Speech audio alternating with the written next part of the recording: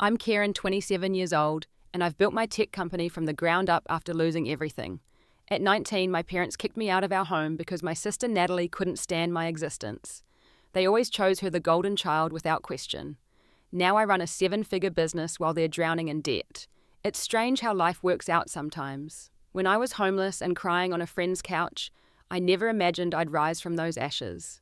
Where are you watching from today? If you've ever been betrayed by someone you trusted with your heart, hit subscribe and join me for this journey. I grew up in a peaceful suburban neighborhood in Chicago with my parents and younger sister. From the outside, we looked like the perfect American family.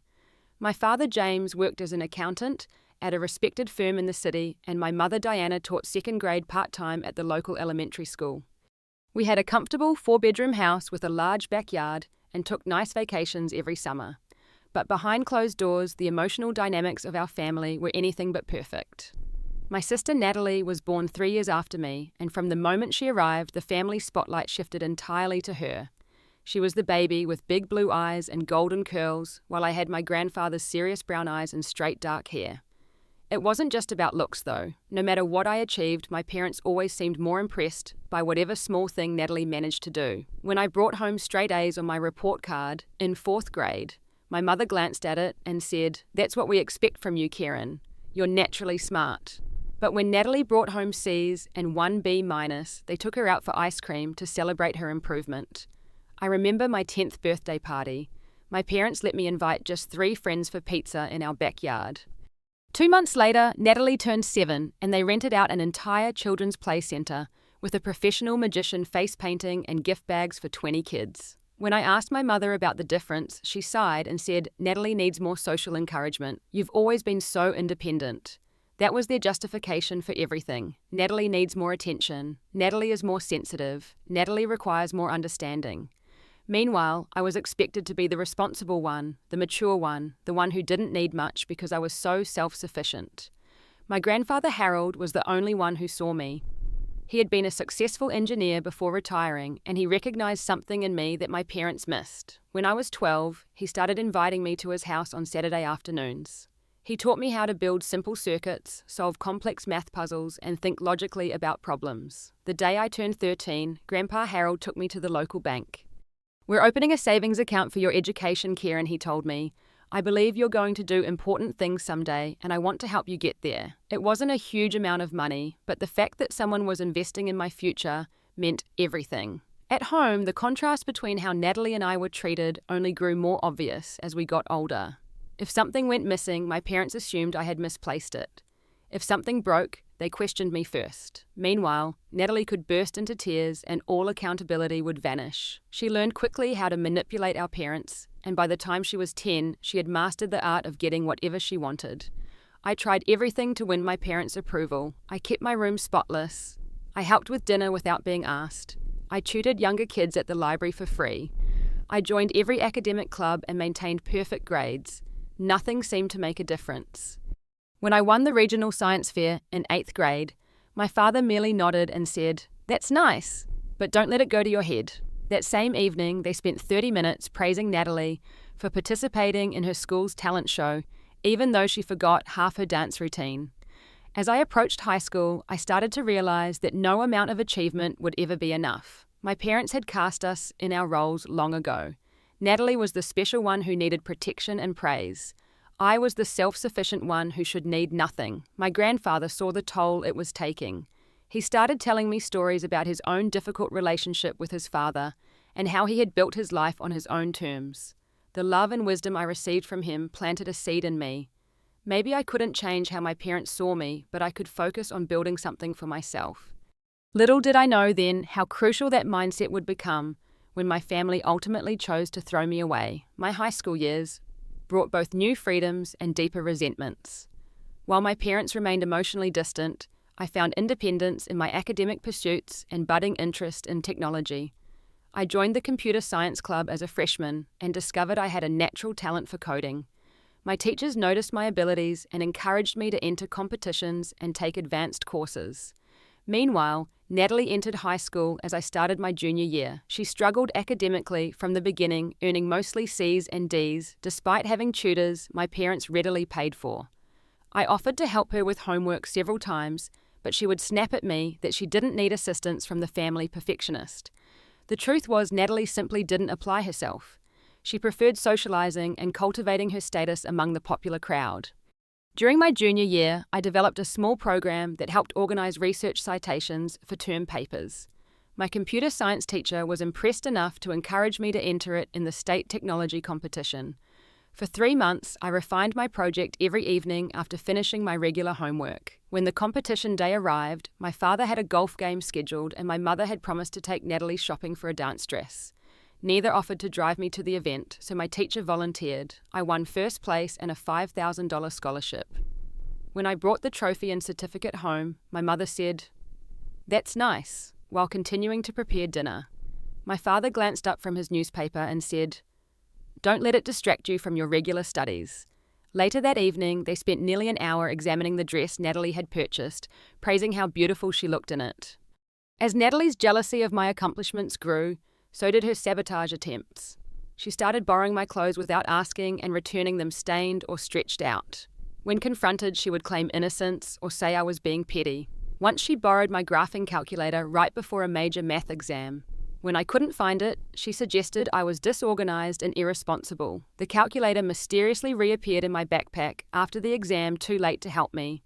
When I turned 16, I applied for a part-time job at TechZone, a local electronics store. The manager was impressed with my knowledge and hired me for weekend shifts. I was thrilled to earn my own money and gain practical experience in the field. My plan was to save for college expenses, knowing I couldn't count on much help from my parents despite their comfortable income. After my third paycheck, my mother approached me at dinner. "We think you should be contributing to the family expenses since you're earning money now, and your sister needs a new laptop for school." My father nodded in agreement, adding, "Family helps each other, Keren." I was stunned. They had never asked Natalie to contribute anything, and they had bought her expensive clothes, concert tickets, and a phone without hesitation. Nevertheless, I reluctantly agreed to give 30% of my earnings to family expenses.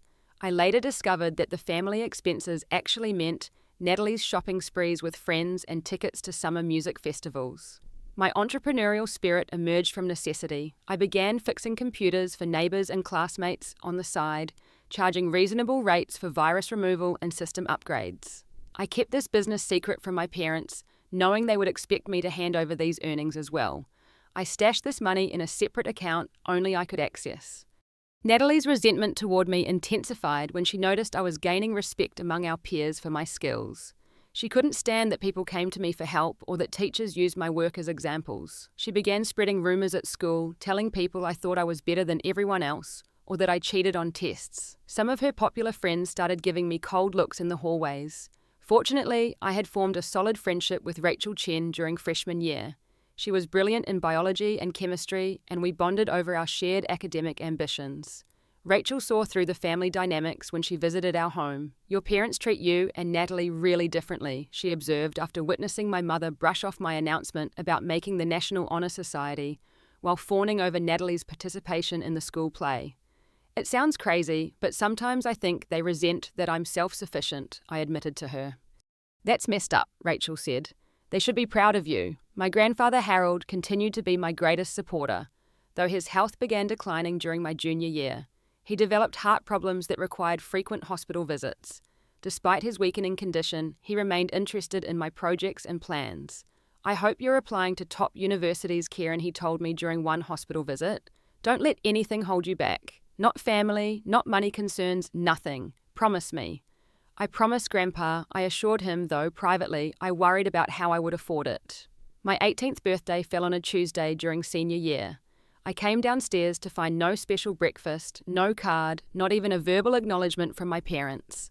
When I gently reminded my mother, she looked flustered. "Oh, I'm sorry, Keren. We've been so busy with Natalie's college applications. We'll pick up a cake tonight." They never did. 3 weeks later, they threw an elaborate surprise party for Natalie's 15th birthday, inviting 20 of her friends for a professionally catered event. As senior year progressed and college decision time approached, the tension in our house became palpable. I had applied to several prestigious universities with strong computer science programs all far from home. My parents' disapproval was evident in their tight smiles whenever I mentioned these schools. They clearly expected me to stay local, to remain available for family obligations, to continue my role as the responsible, undemanding daughter who would help Natalie navigate her own path. But for the first time in my life, I was determined to choose my own direction regardless of their expectations. I just didn't realize how steep the price for that independence would be. Spring of my senior year arrived with a flurry of college acceptance letters. I had applied to 7 universities with strong computer science programs, and to my delight and validation, I was accepted to all of them. 3 offered significant scholarships based on my academic achievements and technology competition wins. When the acceptance letter from Massachusetts Institute of Technology arrived, along with a partial scholarship offer, I was ecstatic.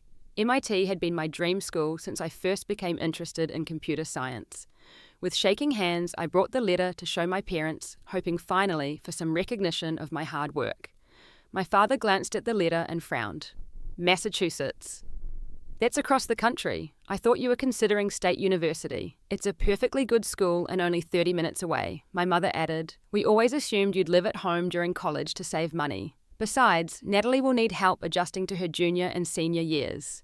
You know how she struggles with changes. I tried to explain the opportunity this represented. MIT is the top school for what I want to study, and they're offering a scholarship. This could open so many doors for my future. My father shook his head. There are plenty of doors right here in Chicago. This sounds like you're just trying to get away from your family responsibilities. I was stunned. After years of being overlooked, I had thought they might finally be proud of this accomplishment. Instead, they were treating it as an inconvenience to their plans for me to continue supporting Natalie. Over the following weeks, Natalie seemed to sense my determination to leave. She began having dramatic meltdowns whenever college was mentioned at dinner. She would cry about how abandoned she would feel, how much she counted on my help with homework, how she couldn't imagine not having her big sister around. Mum would always comfort her, saying, "We're discussing all options, honey. Nothing's decided yet." Then she would give me a pointed look over Natalie's head. During this tense period, my grandfather Harold's health took a serious downturn. He had suffered a major heart attack and was hospitalized. I visited him daily, sitting beside his bed and telling him about my college acceptances to distract him from his pain. Despite his weakness, his eyes lit up when I showed him the MIT letter. "That's my girl," he whispered. "I always knew you were destined for greatness." One evening, as I was preparing to leave his hospital room, he gripped my hand with surprising strength. "Keren, listen to me." He paused to catch his breath. "Don't let anyone derail your dreams. Not even family. Sometimes the people who should support you the most are the ones who hold you back, because your success makes them uncomfortable with their own choices." 3 days later, Grandpa Harold passed away peacefully in his sleep. I was devastated. He had been my anchor, my champion, the one person who truly saw me. The funeral was small, mostly attended by his former colleagues and a few distant relatives. My parents seemed more concerned with how Natalie was handling the death than with my grief, despite the fact that I had been much closer to him. 2 weeks after the funeral, my mother informed me that Grandpa Harold had left a specific bequest for me in his will. It wasn't an enormous sum, around $30,000, but he had designated it specifically for my education. I hadn't known about this provision, and the gesture brought fresh tears to my eyes. Even in death, he was supporting my dreams. My parents' reaction to the inheritance was unexpected. Over dinner that night, my father cleared his throat. "Your grandfather's gift is very generous, but we think it would be best used for general family expenses. We need a new roof, and Natalie has been wanting a car for when she gets her license next year." I stared at him in disbelief, but Grandpa specifically left it for my education. It was his wish. My mother reached across the table as if to pat my hand, then withdrew. "We're just being practical, Keren. You've already got scholarships and you could commute to state. Natalie will need reliable transportation, and it would benefit everyone if you helped with family expenses." The argument escalated from there. For perhaps the first time in my life, I flatly refused to go along with their demands. The money was legally mine, left specifically for my education by the one person who had consistently supported my ambitions. Their attempts to redirect it for Natalie's benefit was the final straw after years of unequal treatment. Tension in the house reached unbearable levels. I began spending more time at Rachel's house or the library. When I was home, I kept to my room, avoiding interactions that inevitably led to pressure about my college decision or my inheritance. Then came the final betrayal.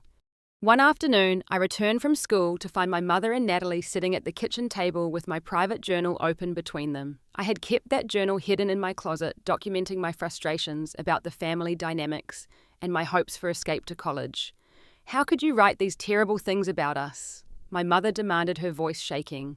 After everything we've done for you, Natalie was crying, her face buried in our mother's shoulder. She hates us, Mum. She's always hated us. Look what she wrote about me. I lunged for the journal, but my mother pulled it away. The violation of my privacy was breathtaking. How did you even find this? I demanded. Natalie needed to borrow a sweater, my mother replied, as if that justified searching through my personal belongings. The confrontation that followed was the worst we'd ever had. I finally verbalized years of hurt and resentment over their blatant favoritism. My father came home midway through and sided immediately with my mother and sister without even hearing my side. But the killing blow came from Natalie. She suddenly looked up, tears streaming down her face, and said in a trembling voice, "I don't feel safe with her anymore. Last week, when I asked to borrow her calculator, she threatened me, said if I touched her stuff again, she'd make me sorry. It was an absolute lie. I had never threatened Natalie in any way, but my parents immediately turned to me with identical expressions of shock and disapproval. Is that true?" my father demanded. "Of course not," I shouted. "She's lying. She always lies and you always believe her." Natalie burst into fresh tears. "See? She hates me. She's always been jealous of me." My parents exchanged a long look, then my father turned to me with cold eyes. "We can't have this kind of hostility in our home, Keren. If you can't respect your sister and apologize for threatening her, then perhaps you should reconsider whether this is the right place for you." The ultimatum hung in the air between us. They were asking me to apologize for something I hadn't done, to once again sacrifice my integrity to maintain Natalie's position as the favored child. In that moment, something broke inside me. I realized with perfect clarity that nothing would ever change. They would always choose her. "I won't apologize for something I didn't do," I said quietly. "And if that means I'm not welcome here, then I guess I need to leave." I expected them to backtrack, to reconsider. They didn't. My mother looked away and my father simply nodded. "You have until Sunday to make other arrangements." Just like that, 19 years of being their daughter counted for nothing. All that mattered was preserving their illusion of Natalie as the perfect child, even at the cost of discarding me. Sunday arrived with a terrible finality. I spent the previous 3 days in a state of numb disbelief, packing my belongings and making desperate calls. Most of my friends were preparing to leave for college themselves and couldn't offer long-term solutions. Only Rachel stepped up without hesitation. "You can stay with us until you figure things out," she said firmly.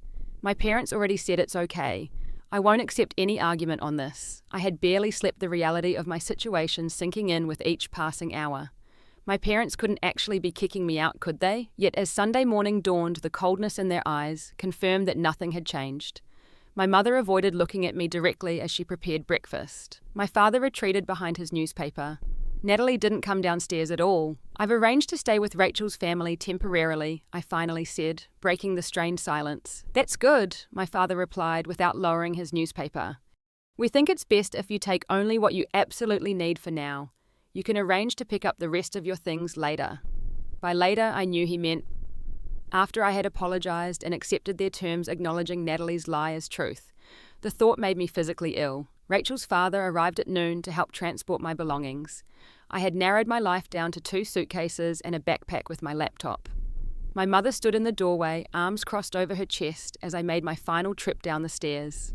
"I hope you'll reconsider your position," she said stiffly. "Families should stick together." The hypocrisy of her statement struck me like a physical blow. They were literally forcing me out of the house because I wouldn't bend to Natalie's will, yet I was the one not sticking with family. I walked past her without response, too afraid that whatever words emerged would burn bridges permanently. As Rachel's father drove us away, I looked back at the only home I had ever known, watching it diminish in the distance. Natalie stood at her bedroom window watching me leave. I could have sworn I saw a small, satisfied smile on her face. The next few weeks passed in a fog of practical concerns and emotional devastation. Rachel's parents were incredibly kind, setting up their guest room for me and insisting I was welcome for as long as necessary, but I knew I couldn't impose indefinitely. With my college orientation approaching, I needed to secure housing and determine how to support myself while studying. The inheritance from my grandfather became my lifeline. I used a portion to secure a small studio apartment near campus and put the rest toward tuition and books. To supplement my scholarship and remaining inheritance, I took 2 part-time jobs. During the day, I worked at a campus coffee shop between classes.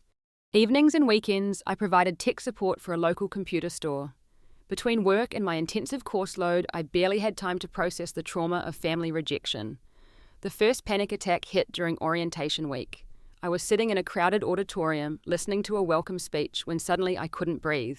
My heart raced, my vision narrowed, and I was certain I was dying. A student volunteer noticed my distress and helped me to the health centre, where a kind nurse explained what had happened. "This is your body's response to extreme stress and trauma," she said gently.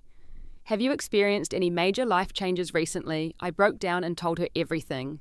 The years of favoritism, the false accusation, the ultimatum, the expulsion from my family. She listened without judgment, then connected me with the university's counselling centre. Unfortunately, their waiting list was weeks long, so I continued to struggle alone with waves of anxiety and grief. A month into the semester, I was approached after class by Professor Martinez, my introduction to programming instructor. "Keren, do you have a minute?" he asked.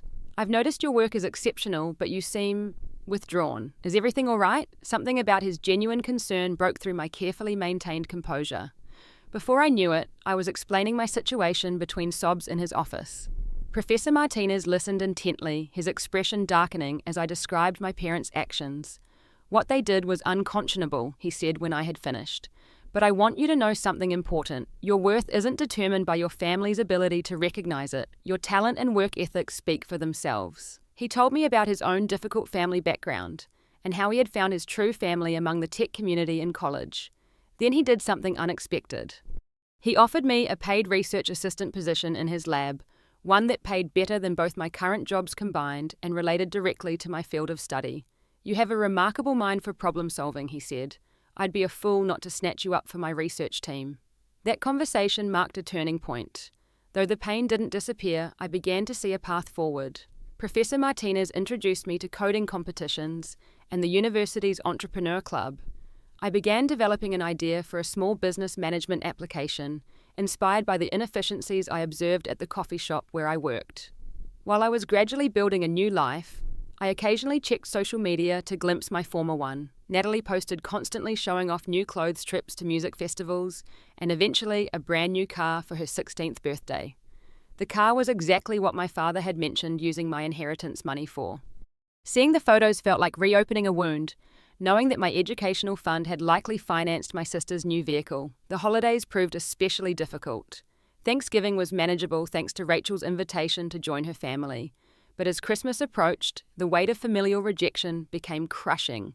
I hadn't received so much as a text message from my parents since leaving. When the campus emptied for winter break, I remained in my tiny studio, working extra shifts and trying to ignore the festive decorations that only highlighted my isolation. On Christmas Eve, alone in my apartment with a microwave dinner, I hit rock bottom. I curled up on my bed and sobbed until no more tears would come. In that darkest moment, staring at the ceiling, I made a decision. I couldn't change my family's behavior, but I could decide how to respond to it. I could either be crushed by their rejection or use it as fuel to build something meaningful. That night, I chose the latter. As January's bitter cold settled over campus, I channeled my pain into productivity. I had spent the remainder of winter break developing a detailed business plan for my app idea, working through nights fueled by determination and cheap coffee. The concept was simple but powerful, an affordable, intuitive management system for small businesses that couldn't afford enterprise solutions. Professor Martinez reviewed my proposal and provided valuable feedback. "This has real potential, Keren. You're addressing a genuine market gap." He helped me refine the user interface design and suggested I enter the university's annual business competition in spring.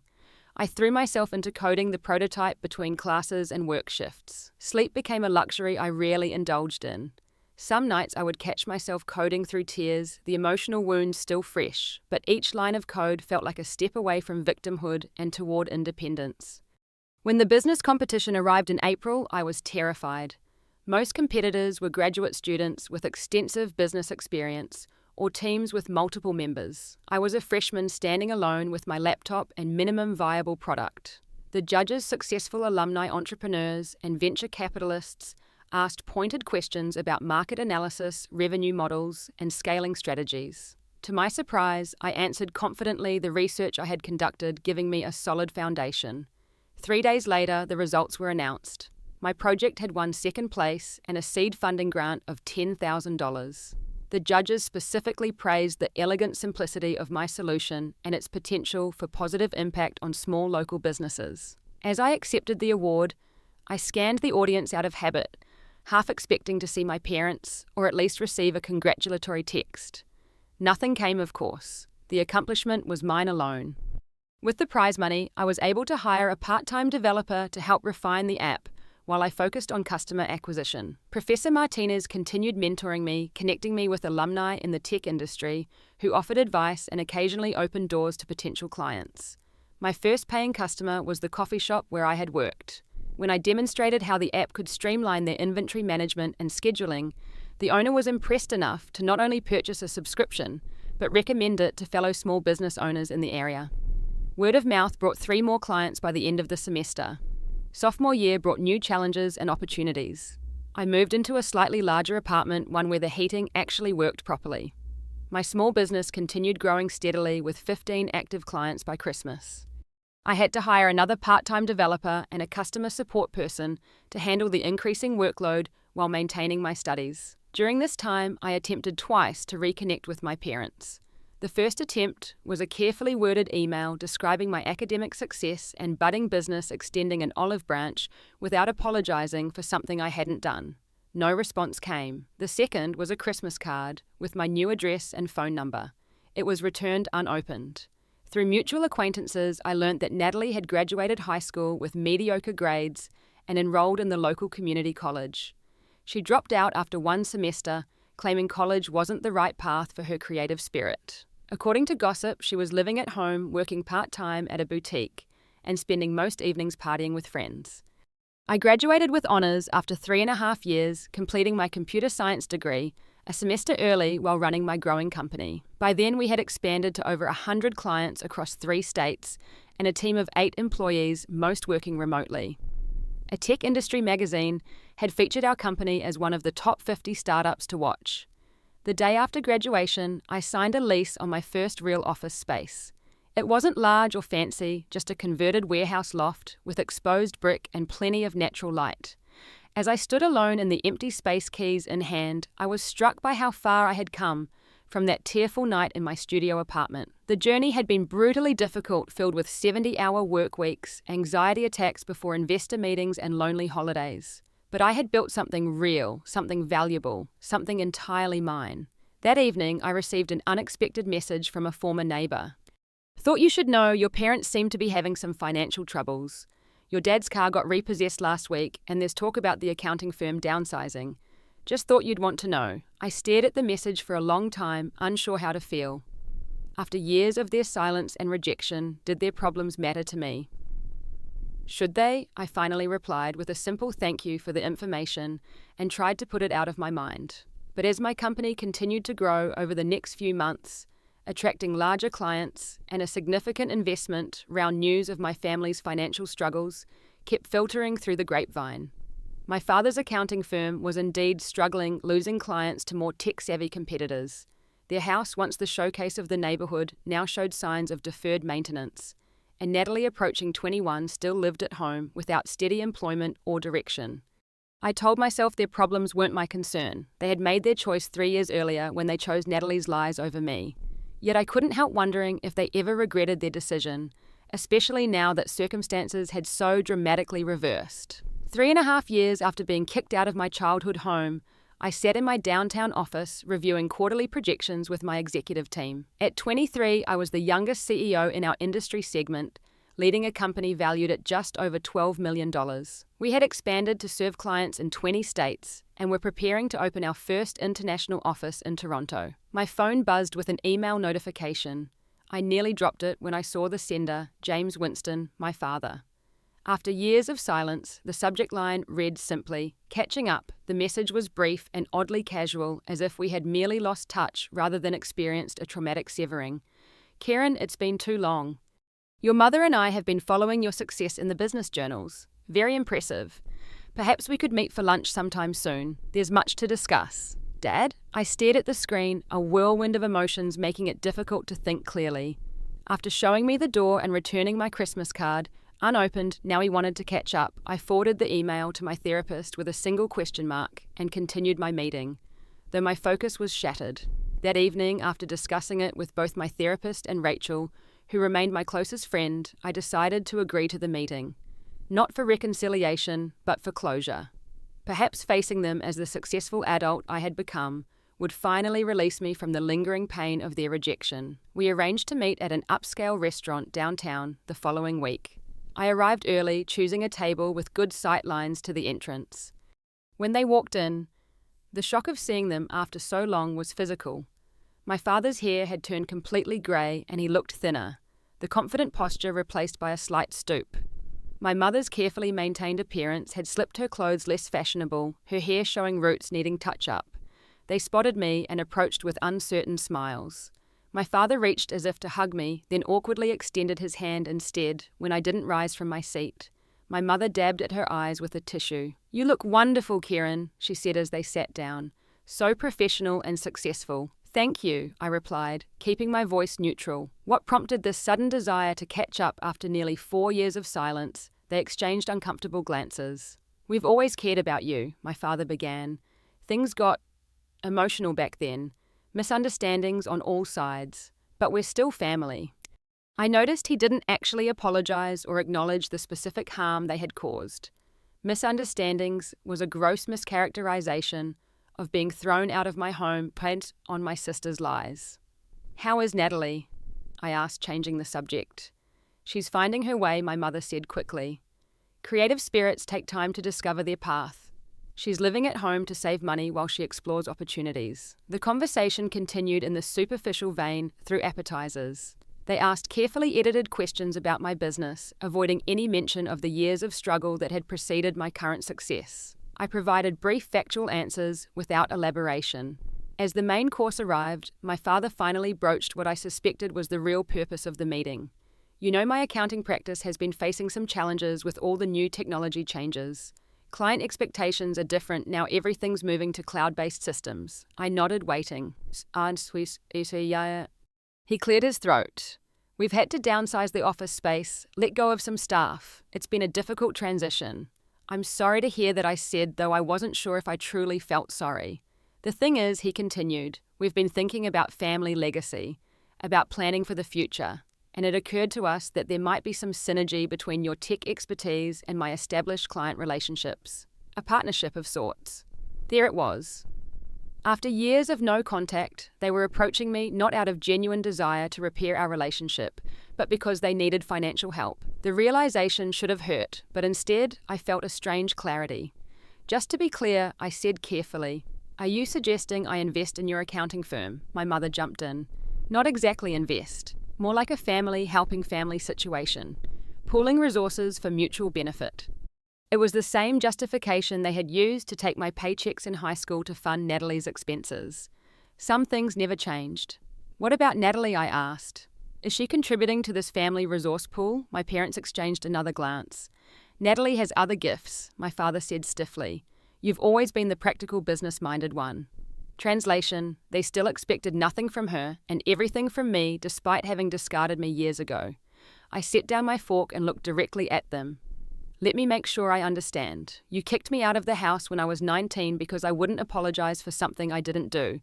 You've had no contact with me for nearly 4 years, despite my attempts to reach out. You didn't help me through college, attend my graduation, or offer support when I was building my company from nothing.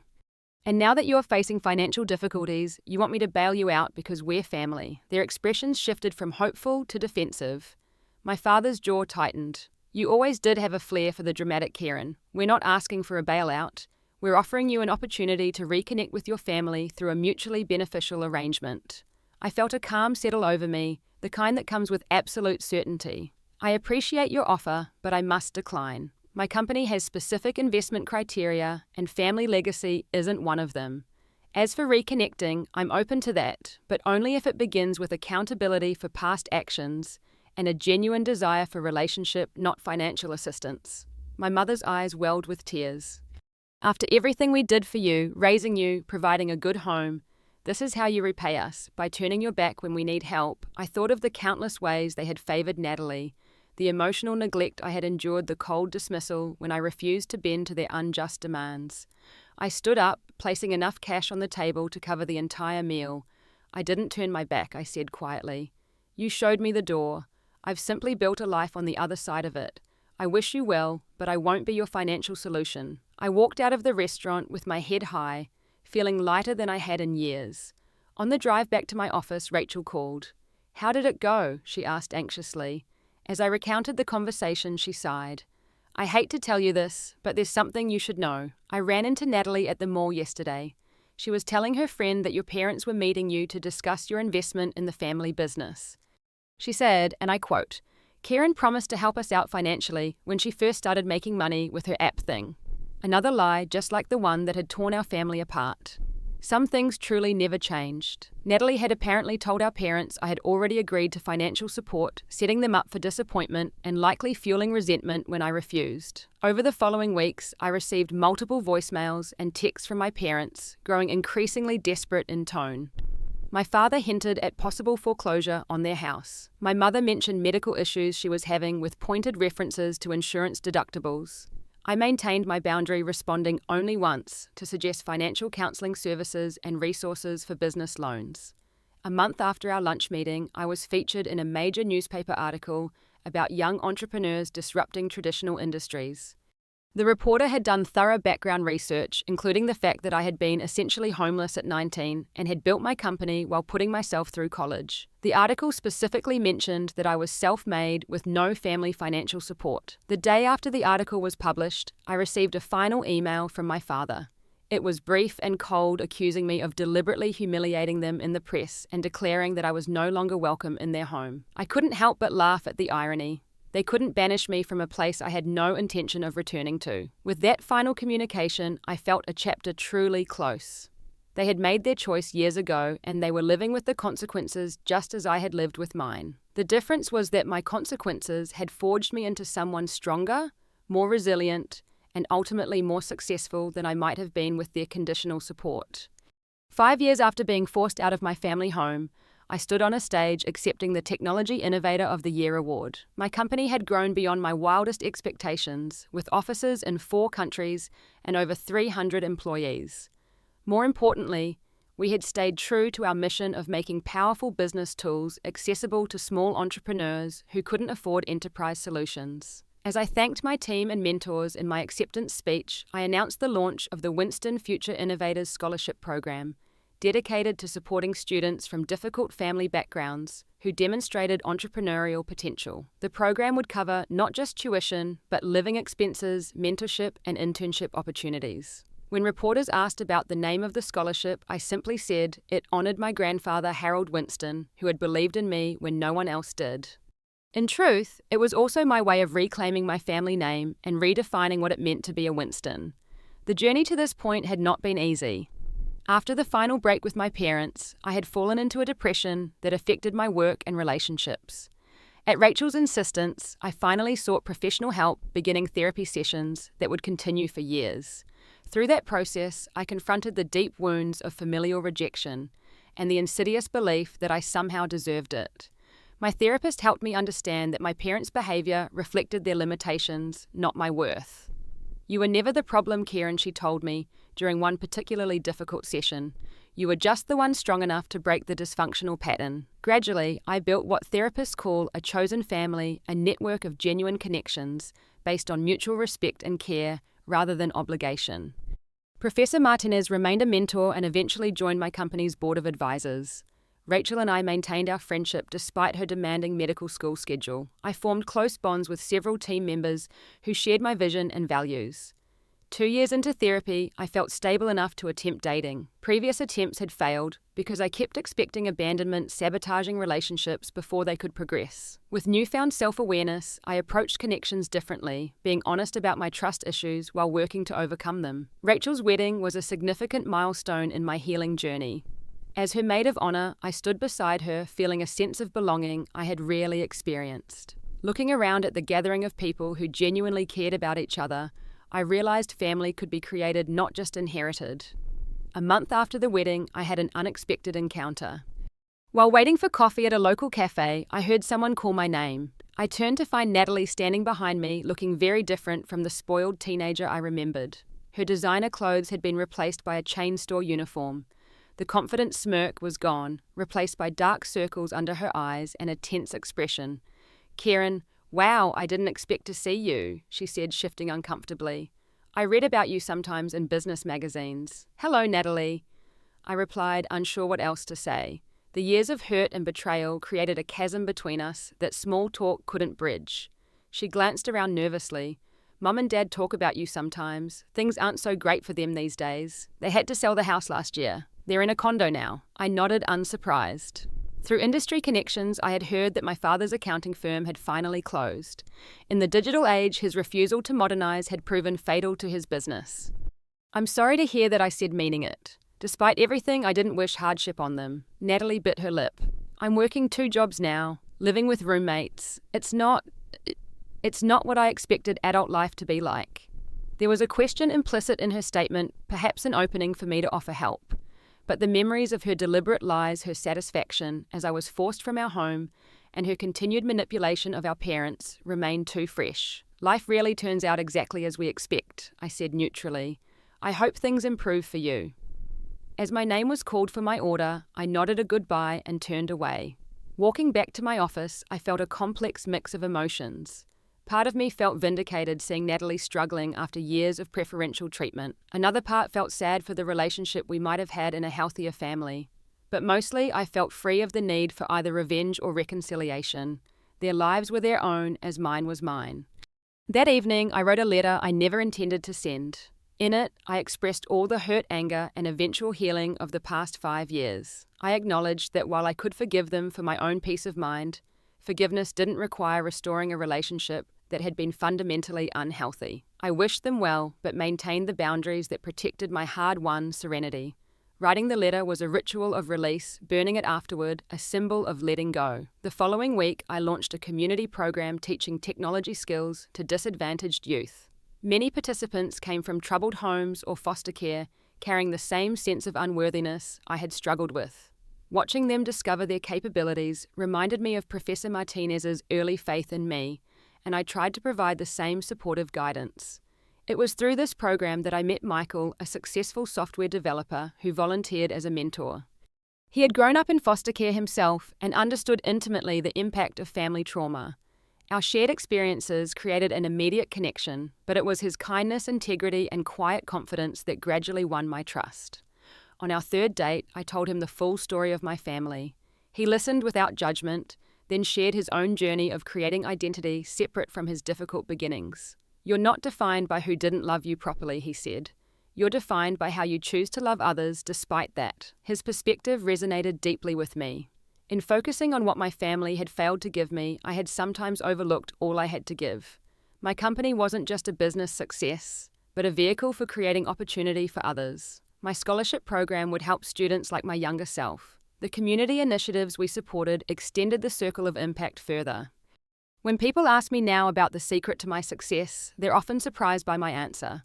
It wasn't just hard work, innovation, or market timing, though all played important roles. It was the deep understanding that we all need to matter to be seen to have our contributions valued. My products succeeded because they addressed that fundamental human need in the business context, making small business owners feel supported rather than overlooked. The painful lessons of my childhood became the foundation of my business philosophy and personal values. I built a company culture where everyone's contribution is acknowledged, where favoritism is actively discouraged, and where honesty is valued over comfortable illusions. Would I have learnt these lessons without the trauma of family rejection? Perhaps eventually, but there's no denying that being forced to build myself from scratch accelerated the process. The family that discarded me inadvertently gave me the freedom to become something beyond their limited vision for me. True family, I've learned, isn't about obligation or shared genetics. It's about who stands beside you when the path gets difficult, who celebrates your victories without resentment, who tells you hard truths with love, and who sees your value even when you struggle to see it yourself. My story isn't just about karma delivering poetic justice. Though there's certainly an element of that, it's about the freedom that comes from writing your own story, rather than accepting the role others assign you. It's about discovering that sometimes what feels like the worst thing that could happen becomes the doorway to something better than you imagined possible. So if you're facing rejection from those who should love you most, know this: you can build a life of meaning, success, and genuine connection despite that pain. In fact, you might build it precisely because that pain taught you exactly what not to accept and exactly what to value. The family that failed to appreciate you doesn't get to determine your worth or limit your future. That power belongs to you alone. What was your experience with family favoritism? Has anyone ever betrayed your trust in a way that ultimately led to something positive in your life? Share your story in the comments below. And if this resonated with you, please subscribe to hear more stories of overcoming difficult beginnings. Thank you for listening to my journey, and remember, sometimes being forced to start over is actually being set free to become who you were meant to be all along.